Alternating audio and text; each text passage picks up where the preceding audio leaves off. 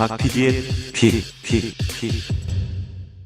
금값이 치솟고 있습니다. 이달 들어 역사적 고점 수준에 올라선 금값. 자고 일어나면 계속 오르고 있어요. 뉴욕 상품거래소에서 거래되는 6월물 국제금 선물 지난 6일 온스당 2023.09달러에 마감을 했는데 지난 3일 2000달러를 돌파한 이후 내내 최고가입니다. 와하. 금 가격은 실리콘밸리 은행 파산 이후 글로벌 은행 시스템에 대한 우려가 부각되면서 급증세를 보이고 있는데요. 10일 기준 현재 국제 금 시세 3월 초 대비 10% 가까이 올랐습니다. 그렇군요. 은행 파산 말고도 또 관련 있는 게 있다면서요? 네, 미국의 고용 지표가 부진한 거 아니냐라는 분석이 나왔잖아요. 앞서 발표된 미국의 3월 마지막 주 신규 실업수당 청구 건수가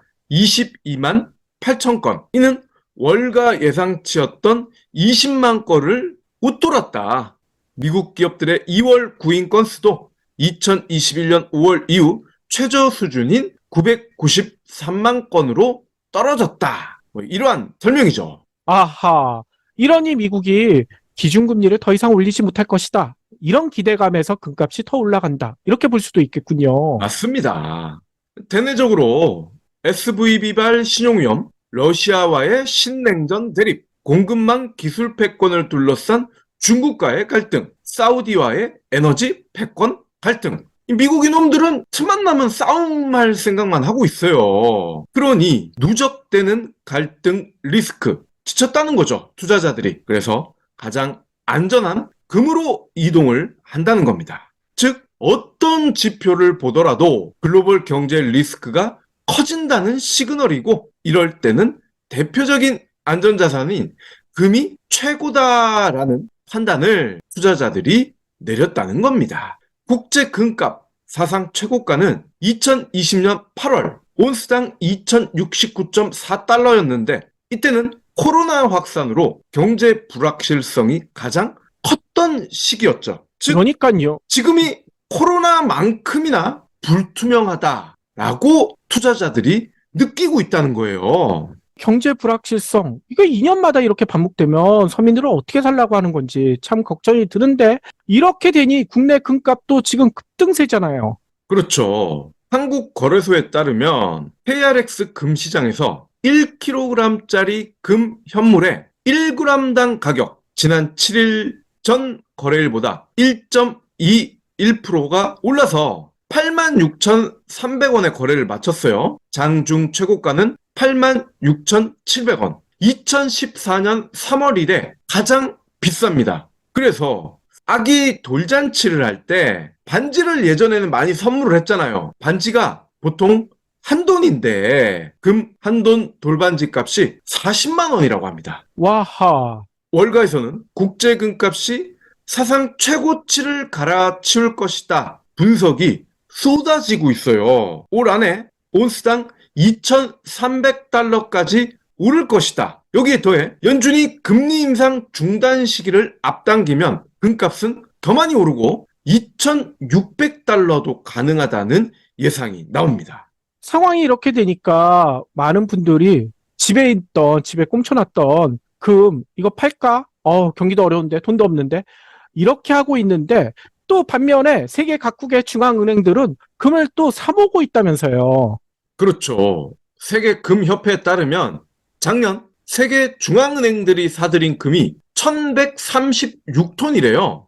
이게 감이 잘 안 오잖아요. 1967년 이후 55년 만에 최대치라고 하네요. 직전 연도 매입 규모가 450톤이었으니까 1,136톤이 얼마나 많은 양인지 짐작이 가능하실 거예요. 매입 금액도 우리 돈으로 92조 원입니다. 그렇군요. 아니 그러면 어느 나라가 그렇게 많이 샀나요? 놀랍게도 튀르키예네요. 튀르키예 중앙은행이 148톤으로 가장 많이 샀어요. 튀르키예는 지금 경제 위기로 허덕이고 있는데 금 살 돈은 있나 보죠? 예. 보통 금 가장 많이 사는 나라 하면 중국인데 중국은 62톤으로 2위를 기록했군요. 47톤의 이집트, 35톤의 카타르, 그리고 이라크, 우즈벡이 34톤, 아랍에미레이트가 25톤으로 뒤를 이었습니다. 그렇군요. 미국이나 독일, 일본 정통적으로 금 많이 가지고 있는 나라들은 이름이 다 빠졌네요. 네. 자세히 보시면은 이들 국가가 이른바 신흥국 아니겠습니까? 신흥국을 중심으로 금을 많이 샀다. 작년 시작된 우크라이나 러시아 전쟁 영향으로 분석이 된다는 겁니다. 전쟁 이후 미국과 서방의 경제 제재가 이어지면서 러시아 외화 표시 자산이 동결이 됐죠. 러시아 중앙은행도 우크라이나 전쟁 이후 1년간 100만 온스가량을 매입을 했는데 러시아와 이란이 서방 제재를 피해 국경 간 거래를 하기 위한 금 기반의 스테이블 코인 발행을 계획 중이래요. 러시아와 경제 교류가 많은 신흥국들을 중심으로 금 보유가 늘고 있는 것도 이러한 맥락으로 볼 수가 있다는 겁니다. 즉, 금을 기반으로 거래를 하게 되면 미국이나 서방이 아무리 금융자산을 동결하더라도 큰 영향을 주지 못하기 때문이죠. 그렇군요. 아니, 그렇게 되면 튀르키예나 이집트 이런 나라들이 사들인 금이 결국은 러시아로 흘러들어갈 수도 있다. 뭐 이렇게 볼 수도 있겠군요. 그렇습니다. 신흥국들이야 어차피 미국의 눈밖에 나든 틀든 크게 상관이 없기 때문에 당장은 자원 부국인 러시아 쪽에 붙어보자라는 니즈가 이처럼 금 매입에서도 읽혀진다는 겁니다. 아니, 그래서 그런가 얼마 전에도 저희 방송에서 얘기 드렸지만 지난해 무역 수지 순위 보니까 중국이 1위고 그 다음이 러시아예요. 러시아가 사우디나 노르웨이, 아랍에미리트 이런 나라들보다도 무역 흑자를 더 많이 기록했더라고요. 맞습니다. 이렇다 보니 금을 사려는 분들이 늘고 있어요. 지난 6일까지 국민하나 우리 농협 여기에서 팔린 골드바가요. 이게 6일 만입니다. 6일 동안 25억에 달합니다. 와하. 그런데 지난달 전체 판매액이 39억 5천만 원이었단 말이죠. 그러니까 1주 만에 이미 지난달에 63%가 소화가 됐어요. 그만큼 금을 사려는 심리가 세졌다는 겁니다. 그렇군요. 아니, 그런데 요즘 투자를 하시려는 분들 사이에서는 금보다 더 각광받는 게 있는데 뭐 이런 얘기도 한다면서요. 이 주식을 가진 사람과 갖지 않은 사람으로 투자자들은 나뉜다. 예, 경굴지 애청자분들 중에 이 주식 가지고 계신 분이 계신지 좀 궁금한데요.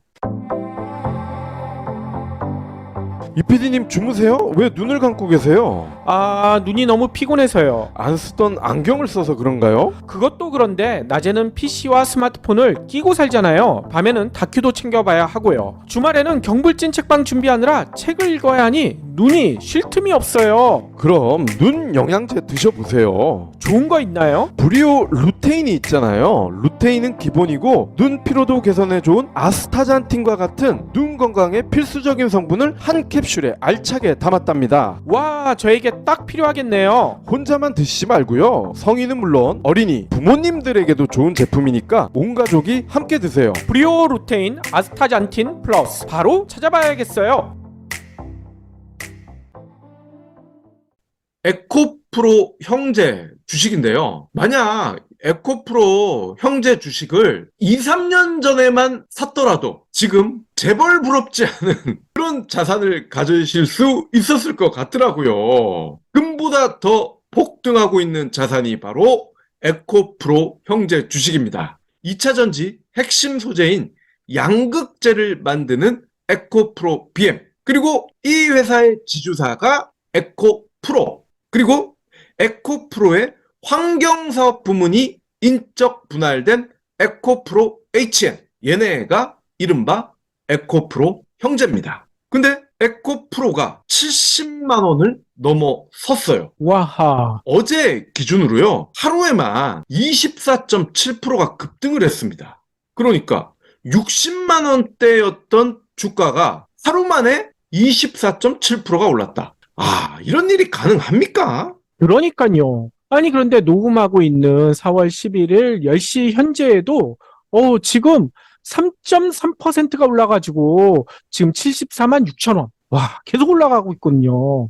네. 6만 원짜리 주식도 하루 만에 24%가 오르기가 쉽지 않은데 얼마나 과열인지 짐작이 가능하죠. 어쨌건 과열이다, 과열이다, 터진다 우려가 나오고 있지만 말씀하셨다시피 계속 오르고 있습니다. 코스닥 시총 1위 에코프로 BM 얘도 13.59%가 급등해서 29만 2,500원에 장을 마쳤고요. 에코프로 HN도 2.28%가 올라서 8만 700원에 마감을 했습니다. 놀라운 건요. 에코프로 형제 시가총액을 합쳐보니 35조 3천억이 나옵니다. 코스피 시총 9위 네이버보다 많고요. 8위인 현대차보다 조금 적습니다. 그렇군요. 지난 방송에서도 얘기했다시피 이거 너무 많이 오른 거 아니냐. 뭐 경불치는 물론이거니와 증권가에서도 우려를 나타내고 있다면서요. 맞습니다. 삼성증권,